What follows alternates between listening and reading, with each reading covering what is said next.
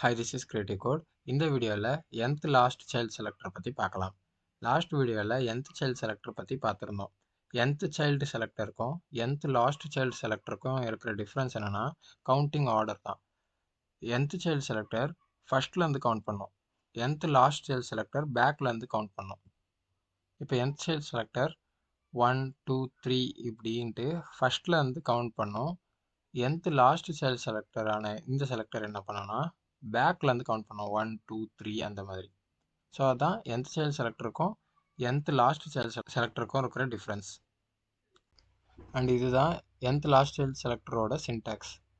Same nth child selector மாதிரி தான் colon nth hyphen last hyphen child பேரந்தீசஸில் நம்ம நம்பர் கொடுக்கணும். ஸோ இது என்ன பண்ணோன்னா பேக் ஆர்டர்லேருந்து கவுண்ட் பண்ணி நம்ம கொடுத்துருக்க நம்பரில் மேட்ச் ஆகிற எலமெண்ட் வந்துட்டு செலக்ட் பண்ணணும். அண்ட் இந்த கோலனுக்கு முன்னாடி நம்ம எந்த எலமெண்ட்டை செலக்ட் பண்ண போகிறோமோ அதை வந்து கொடுக்கணும். ஸோ அப்போ தான் வந்து அது கரெக்டாக செலக்ட் பண்ணோம். அண்ட் நமக்கு கொடுத்துருக்க டாஸ்க் என்னென்னா செலக்ட் தி ஃபர்ஸ்ட் பென்டோ அப்படின்னு சொல்லியிருக்காங்க. நமக்கு பார்த்தோன்னா நம்ம வந்து பேக்லேருந்து கவுண்ட் பண்ண மாட்டோம், ஃப்ரண்ட்லேருந்து தான் கவுண்ட் பண்ணுவோம். அப்படி பார்க்கும்போது 1 2 இந்த டேபிளில் செகண்ட் பிளேஸில் தான் நம்மளோட பென்டோ இருக்குது. But nth last child selector எப்படி கவுண்ட் பண்ணோன்னா பேக்லேருந்து கவுண்ட் பண்ணோம். ஸோ 1 2 3 தேர்ட் பிளேஸில் இருக்குது. அண்ட் இன்னொரு விஷயம் நோட் பண்ண வேண்டியது என்னென்னா நம்ம பென்டோவை தானே செலக்ட் பண்ண போகிறோம். லாஸ்ட்லேருந்து கவுண்ட் பண்ணோன்னா பென்டோ 1 2 செகண்ட் பிளேஸில் தான் இருக்குது அப்படின்னு நீங்கள் நினச்சிடக்கூடாது. ஏன்னா இங்கே தெளிவாக சொல்லியிருக்காங்க selection element by its order in another element counting from the back. அதோட ஆர்டர் இன்னொரு எலமெண்ட்டுக்குள்ளே என்னவா இருக்குது. இப்போது டேபிள்குள்ளே தான் இந்த பென்டோ இருக்குது. டேபிள்குள்ளே பென்டோவோட ஆர்டர் என்னவோ அதை பொறுத்து தான் நம்ம செலக்ட் பண்ண முடியும். நம்ம டேரெக்டாக பென்டோவோட ஆர்டரை வந்து செலக்ட் பண்ணக்கூடாது. பென்டோ 1 2 அப்படின்னு நீங்கள் கவுண்ட் பண்ணிங்கன்னா உங்களுக்கு ஒர்க் ஆகாது. ஃபார் எக்ஸாம்பிள் இப்போது பென்டோ லாஸ்ட்லேருந்து பென்டோவில் கவுண்ட் பண்ணோன்னா 1 2. ஸோ அப்படி தான் கணக்கு வரும். First bento second bento.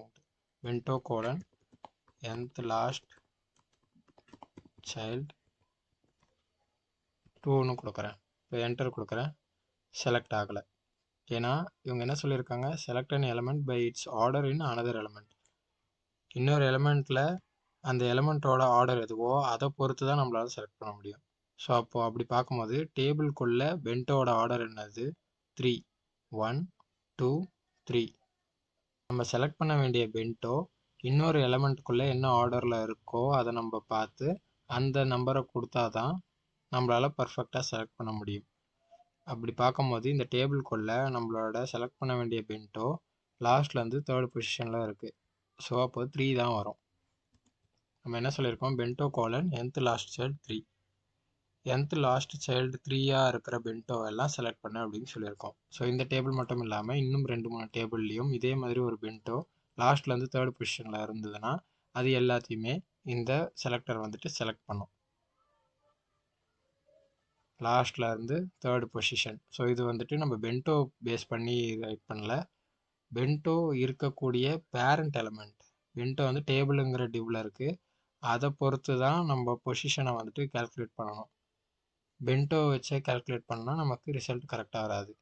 So select an element by its order in another element. இன்னொரு எலமெண்ட்குள்ளே அதோட ஆர்டர் எப்படி இருக்கோ அதை பொறுத்து தான் நம்மளால் செலக்ட் பண்ண முடியும்.